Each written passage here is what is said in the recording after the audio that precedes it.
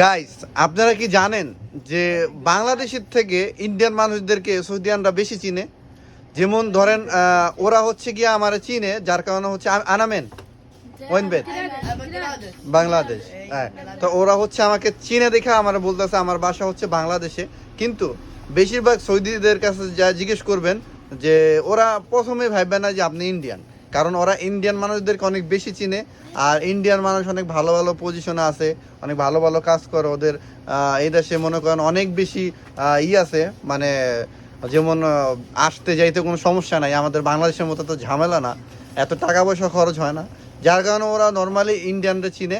আর পাকিস্তানি কিছু কিছু চিনে, আর বাংলাদেশিদেরকেও চিনে। কিন্তু বাংলাদেশিরা হচ্ছে গিয়া ওরা আসলে বুঝতে পারে না কোনটা বাংলাদেশি কোনটা ইন্ডিয়ান, কিন্তু সহজে ওরা তাই ইন্ডিয়ান বলে ফেলে। তো আপনি যে কোনো জায়গায় যাবেন কাজ করতে, বলবো আপনি ইন্ডিয়ান, মানে ইন্ডিয়ান বলতে ডাইরেক্ট ইন্ডিয়ান বলবে না, বলবে হিন্দি। তো আনামেন হিন্দি লা বাঙালি, বাঙালি। আর বাংলাদেশি কিন্তু বলে না, আনা মাফি বাঙালি, আনা বাংলাদেশি। এই ও মাফি কালাম হিন্দি কালাম ইন্ডিয়ান।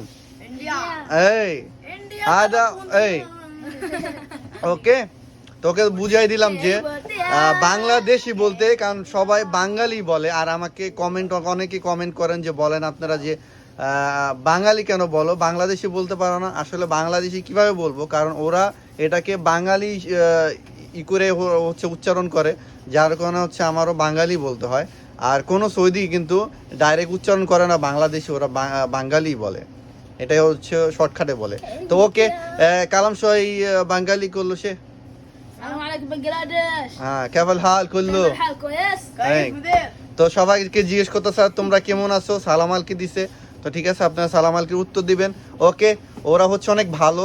হাদা মিয়া মিয়া নাফার, হাদা ওইসিসমিনতা আনাতুলিনসা মোহাম্মদ জিয়াদা কয়েস, হাদা সাদিক জেদিদ ওইসিলাম রোদা, মাশাআল্লাহ রোদা।